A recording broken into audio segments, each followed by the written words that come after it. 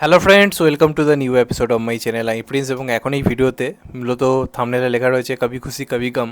তার মানে নিশ্চয়ই বুঝতে পারছো কিছু খুশির আপডেট রয়েছে, কিছু দুঃখের আপডেট রয়েছে।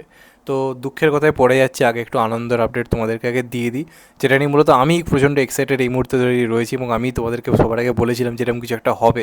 তখন অনেকে কমেন্ট বক্সে বলেছিল যে ভুলভাল আপডেট দিচ্ছে, ভুলভাল আপডেট দিচ্ছে। কথা বলছি আওয়ারাপান 2 নিয়ে।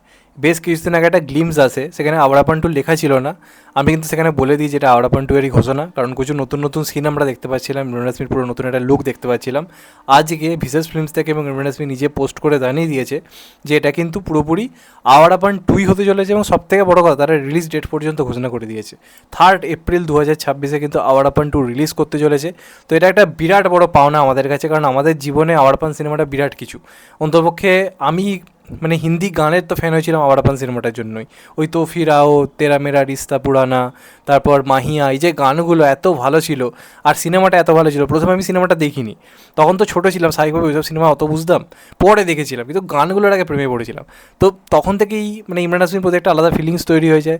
এবং এই বিশেষ ফিল্মসের এই ধরনের সিনেমা অনেক ধরে বলিউডে মিসিং ছিল, কিছু একটা মিসিং মিসিং লাগছিল। সেটা হচ্ছে এই ধরনের সিনেমাগুলো। তো আশিকি 2 আসছে, আশিকি 3ও আসছে, আওয়ারাপান 2 আসছে। তো কোথাও গিয়ে ভালো লাগছে, এবং ভালো লাগছে কি যে আওয়ারাপান 2ই নাম দেওয়া হয়েছে, যেখানে কিন্তু ইমোশন এবং নস্টালজিয়াটা আরও ভয়ঙ্করভাবে কাজ করবে।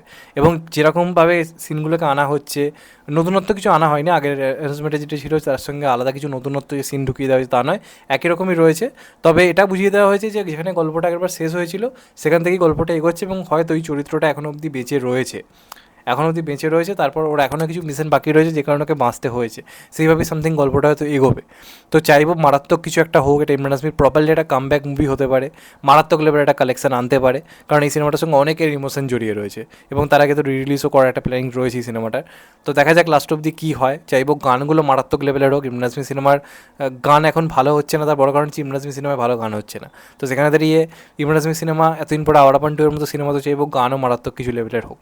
তো দেখা যাক লাস্ট অবধি কী হয়। আমার প্রচণ্ড ভালো লেগেছে অ্যানাউন্সমেন্ট ভিডিওটা, তার সঙ্গে রিলিজ ডেটটা তো আরও এক্সাইটমেন্ট বাড়িয়ে দিয়েছে।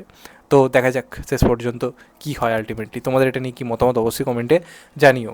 এরপর আরও একটা আনন্দের আপডেট দিই, যেটা মোটামুটি এখন অবধি খবর উঠে আসছে, সেটা হচ্ছে সলমান খানেরই কিক 2 নিয়ে। তো এই মুহূর্তে অ্যাডলি 6 তো সলমান খানের হাতে আর নেই, আমরা জানতে পেরেছি।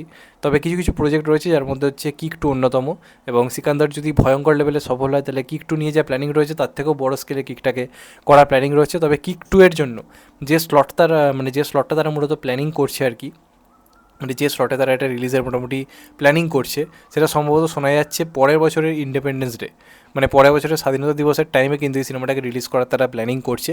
তো ঈদে সলমান খান আসছে না, তো কনফার্ম হয়ে গেছিলো, তার কারণ টক্সিক এবং Love and War release date ঘোষণা করেছে, মানে তারা জেনে গেছে যে সলমান খান ঈদ আনা প্ল্যান করছে না। যদি সলমান খান যদি কিছু প্ল্যানিং করে রাখতো তাহলে এটা রিলিজ করা সাহসই পেত না, এটা সত্যি কথা। তো সেই হিসেবে সলমান খান যে ঈদে আসছে না এটা কনফার্ম হয়েই গেছিলো। তো এইবার ইন্ডিপেন্ডেন্স ডের টাইমে বহুদিন সলমান খানের সিনেমা আসেনি, বা আসে না বললেই প্রায় চলে। তো সেই টাইমে একটা ভালো টাইমে কিক 2 মতো সিনেমা যদি আসে তাহলে সেটা খুবই ভালো একটা ব্যাপার হবে। তো দেখা যাক এই প্ল্যানিং নিয়ে তারা এগোয় নাকি তারা রিলিজ ডেট চেঞ্জ করে, সেটা একটা দেখার ব্যাপার থাকবে। তোমাদের রিলিজ ডেটটা নিয়ে কি মতামত অবশ্যই জানিও, এবং চাইবো সিনেমাটা মারাত্মক কিছু হোক। আর যেই হোক ডেভিল ফিরছে বলে কথা, তোমাদের কি মতামত এটা নিয়ে অবশ্যই জানাবে। এইবার হচ্ছে সেই দুঃখের কথা, এবং এটা নিয়ে আমাদের দুঃখ হয়তো কোনো দিন যাবে না। সিনেমাটার যে নামটা সত্যিই সার্থক, ধূমকেতু। ধূমকেতু যেমন বহু যুগ পরে একবার আসে আর দেখা দেয় না, এই সিনেমাটার মানে নামটা কোথাও গিয়ে সার্থক হয়ে গেছে। কৌশিক গাঙ্গুলি তো মানে হাল ছেড়েই দিয়েছে, সে আর এটা নিয়ে কোনো পোস্ট কিছুই করে না। সে হয়তো বাস্তবটা হয়তো বুঝে গেছে, আমরাই মাঝে মাঝে বুঝি না, আবেগ দেখে মানে রীতিমতো আবেগতাড়িত হয়ে পড়ি, যেহেতু সিনেমাটার নাম ধূমকেতু, যেহেতু দেব শুভশ্রী রয়েছে। আর এইবার আমি মাঝখানে দেখবে ধূমকেতু নিয়ে মানে ভিডিও করা বন্ধই করে দিয়েছিলাম, সম্ভবত 1-1.5 বছর ভিডিওই হয়নি। রানা সরকার অনেক কচকচানি অনেক কিছু করছিল, আমি ভিডিও করিনি, এবং ওই লোকটাকে আমি বিশ্বাস করিও না। এবার যাকে বিশ্বাস করি সেই দেবদা একটা পোস্ট করে, যেখানে আমরা রানা সরকারের সঙ্গে দেখতে পাই, লিখে দেয় যে এইবার যদি না, এইবার নয় তো কখনোই নয়।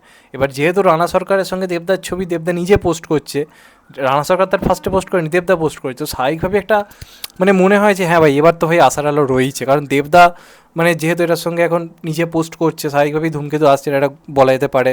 প্লাস শুভশ্রী গাঙ্গুলি সে নেগেটিভ বলুক বা পজিটিভ বলুক যাই করুক না কেন, পক্ষে ধূমকেতু নিয়ে কথা বলছে, তো স্বাভাবিকভাবেই ধূমকেতু হচ্ছে, এরকম একটা কনফার্মেশন চারপাশে হচ্ছে, এটাই স্বাভাবিক। এরই মধ্যে একটা অবাক করে দেওয়া ঘটনা আমি লক্ষ্য করলাম, এটা নিয়ে অনেকে ভিডিও করেছে, আমি দেখলাম, এবং করাটাই স্বাভাবিক। আমিও ভাই চমকে গেছি সিরিয়াসলি, এবং সিরিয়াসলি ধূমকেতু নিয়ে আমার কথা বলা উচিত কিনা আমি নিজেও বুঝতে পারছি না যে আলটিমেটলি কী হচ্ছে ভাই এগুলো। দেবদা নিজের ফেসবুক এবং ইনস্টা থেকে রানা সরকারের সঙ্গে ওই ছবিটা, যেটা দেখে আমরা মেনলি ভিডিও করেছিলাম, কারণ ওর থেকে বড় সোর্স তো আর কিছু হতে পারে না, সেই ছবিটা ডিলিট, সেই ছবিটার আর কোনো অস্তিত্ব নেই। রানা সরকারের ফেসবুক পোস্টে রয়েছে এখনও, কিন্তু দেবদা, যার উপর আমরা সবচেয়ে বেশি ভরসা করছি, যার জন্য আমরা ধূমকেতুর এখন আশাবাদী রয়েছি, যার পোস্টের জন্য, সে কিন্তু নিজে ওই ছবি কিন্তু পুরোপুরি ডিলিট করে দিয়েছে। ভাই কেন, কি হলো আবার?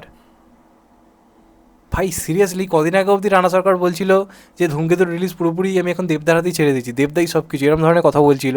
তাহলে আজকে দেবদা হঠাৎ ডিলিট করে দিল কেন? মানে আবার কি হলো?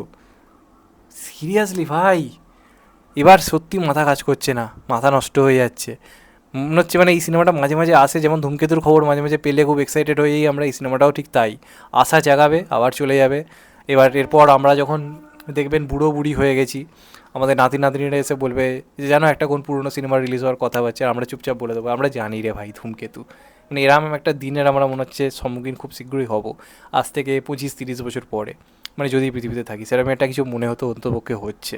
মানে এ ঘোষণা হতেই থাকবে, আর আসবে না আসবে না করতে করতে আমরা বুড়ো বুড়ি, আমাদের ছেলেমেয়েরা গোটা গোষ্ঠী 14 গোষ্ঠী বুড়ো বুড়ি হয়ে যাবে, যা বুঝতে পারছি।